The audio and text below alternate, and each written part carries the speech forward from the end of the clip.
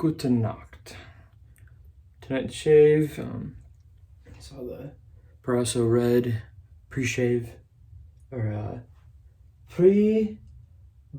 crema pre-barba. Nailed it.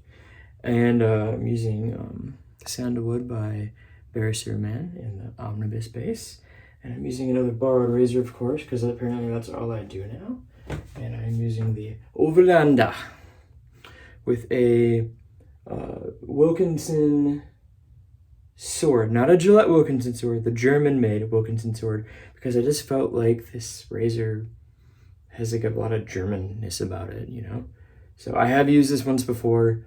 I had a lot more growth than I have now. I haven't shaved since the last time you saw me. That was only a few days ago, a day or two. So this should handle it fine. I'll talk about it more in a minute. Oh yeah. It is an incredibly gentle yet efficient razor.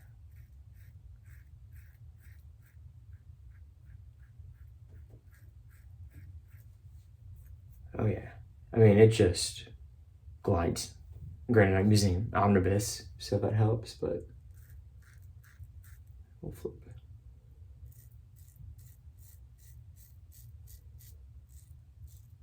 There's like just enough blade feel for that shave intuition, as I call it.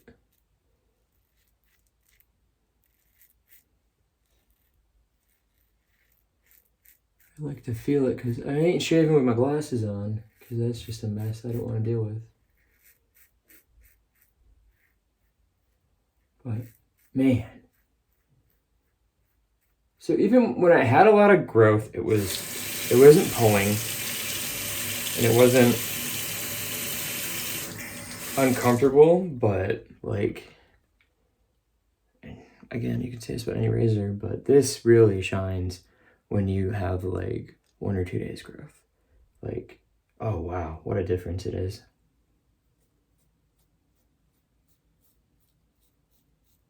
There's that kind of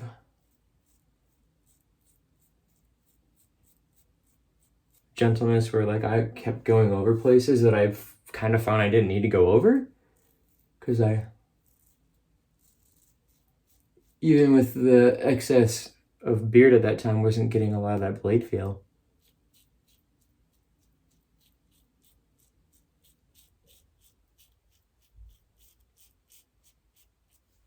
And so Zach's been on the fence about this one. I think that's why, pal, because you have such thick growth with your Italian roots and everything. Literally the roots of your hair follicles, my man, that if you let it go too long,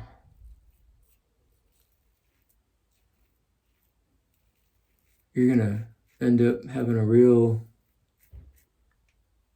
potential for overshaving, which, seeing as you already do at least like 3 or 4 passes every time,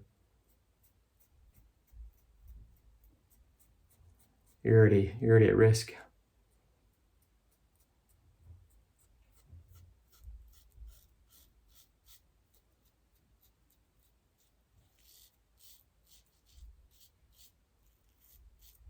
What day did I shave?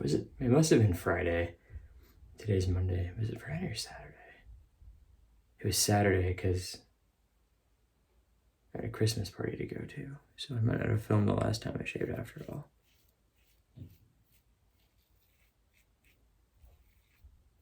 Or I feel like I did. Anyways. So Karve. I did borrow a Christopher Bradley earlier this year, maybe? Early in the summer? It was Matt Fox, either way. And I can't remember exactly which plates they were. I want to say they were like C plate was what I used. And I had terrible irritation almost immediately, which was not really something I get unless it's like blade choice. Like, I gotta revisit this, but I seem to have issues with platinum, which is super weird because That's kind of the thing about platinum, is like no one's allergic to it. But I swear every time I use a platinum blade, I get irritation like none other. And it won't even like affect the shave. Like I can use a feather without it being uncomfortable. But the irritation is where it gets me. Plus, you know, you cut yourself with those really sharp ones without even feeling it. Nassets or something I always cut myself with. But gotta, maybe I'll do that over my winter break. I'll revisit some platinum coated blades.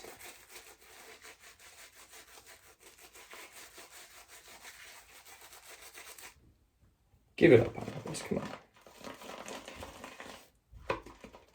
Thinking about getting into brushes a little bit next year, maybe. Not crazy. Not like Fias and JD, but start branching out.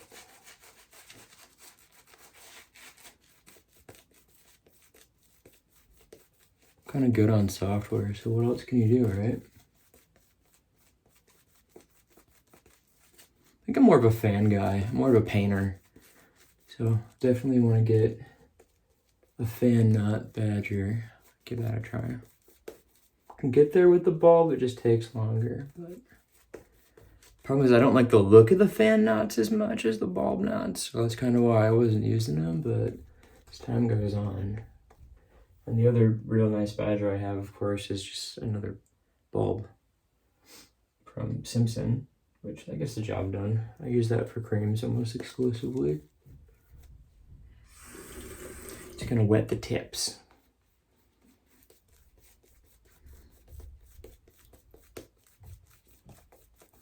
But yeah, so I really like the Overlander.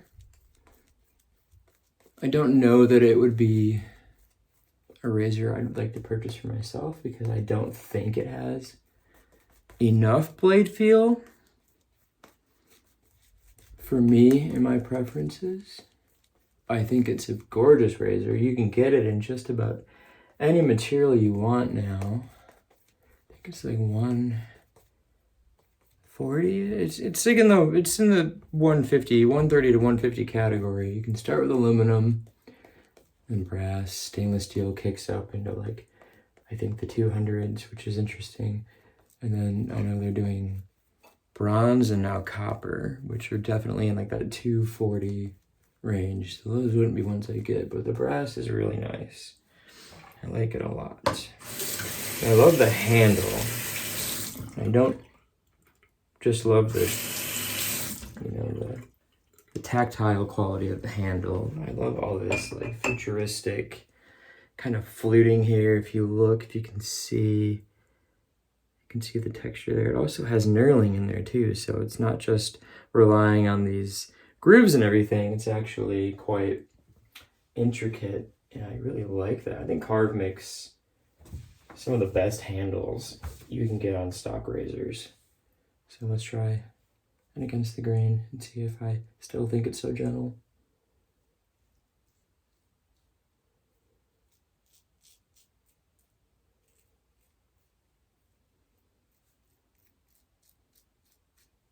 Yeah, I do.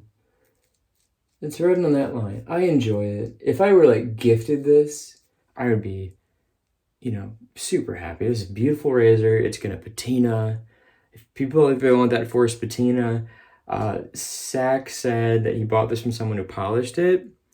It's a bit shiny. I know they're doing the bead blast on it these days, which is just a finish. People hit up Fias. He'll take that finish off. You can do what you want with it, but you can force the patina if you want to. I like watching it go natural. I've got some brass pens and brass flashlights, a copper flashlight too, and just watching them patina is a lot of fun. Get all that character.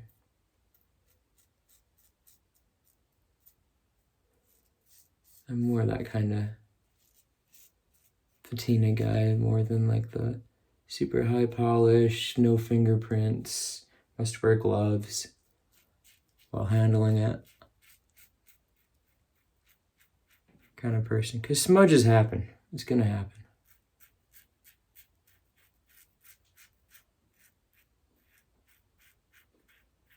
Let's take a quick check here. Oh, it's so nice though. I still kind of want to go definitely across that way with it on this side. Trying to do kind of an angled pass. But you could put just about any blade in here you like, I think. The sharper the better, because it really does an amazing job. And I think more and more razors are doing this now, which is interesting, where you can still get such an efficient shave, but it can be so mild, because that's what the market wants. I mean, I feel like always use the Rex line, but people were uncomfortable with how blade forward the Ambassador was on higher levels to get that more efficient shave. So they would, they didn't like it. So they came up with a Consul, which honestly gives you just as efficient a shave, only with like minimal blade feel. So I'm more of an Ambassador fan than a Consul fan.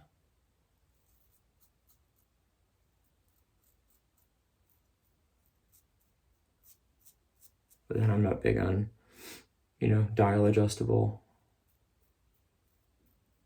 Probably more so than like the plates, like what you get with the Christopher Bradley or the 6S from Rockwell. But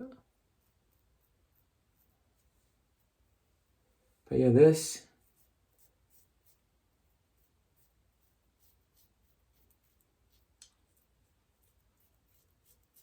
is really nice.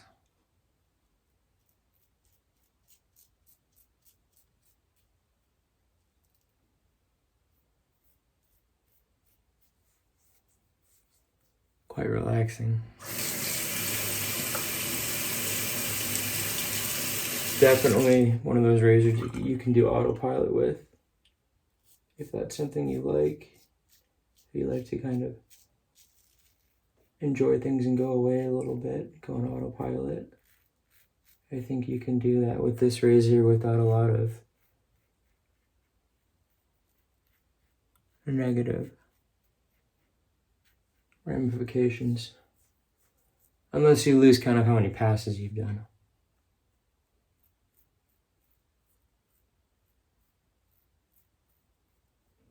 And like I've been saying lately anyways, if it has a blade, it can cut you. I don't care if it's a Schick Hydra or a,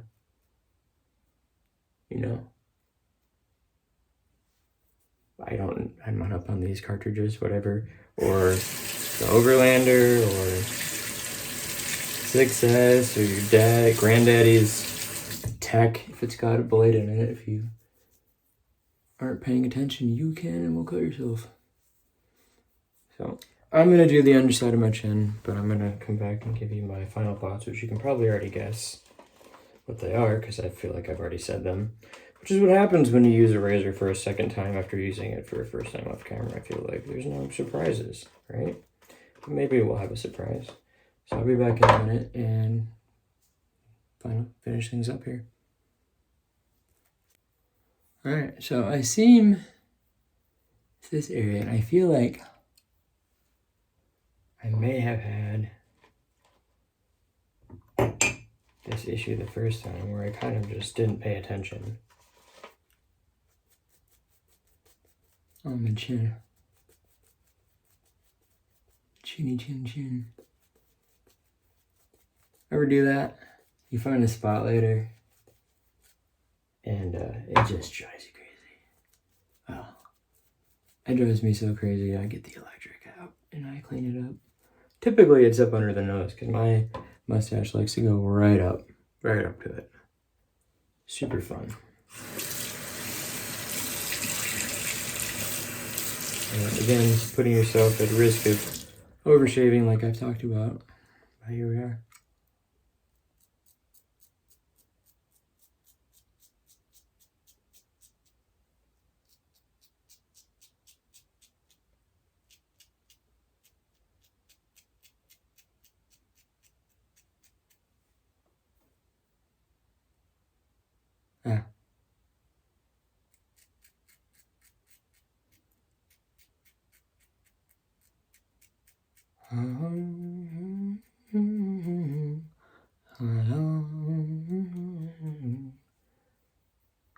You just smile, guys.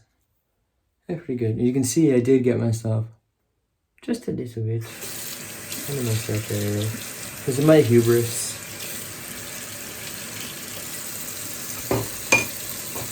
It happens. I'm too sad about it. Alright, hold on. So again, I don't know that I would buy one. And if I have the scratch laying around, it was a really good deal, I could see maybe. But with that gentleness you do get in the shape, you do also lose just enough efficiency for me.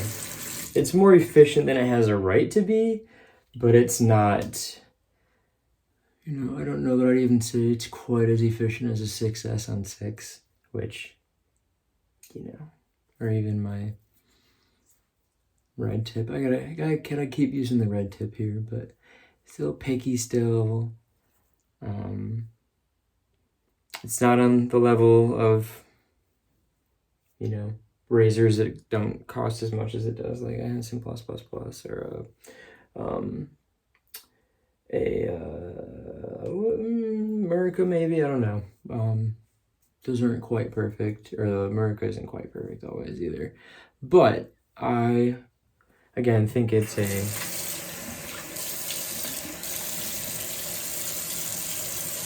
stunning razor.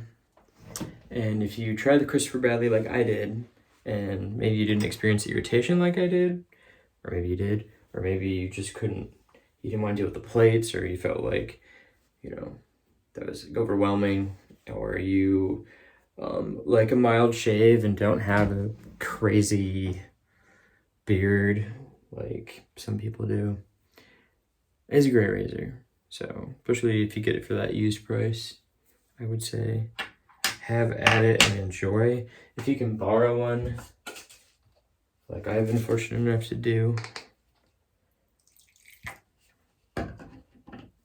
good for you, and you should. And fortunately, Sack was kind enough to allow my father to borrow this razor as well to compare it to some other razors he's used as of late.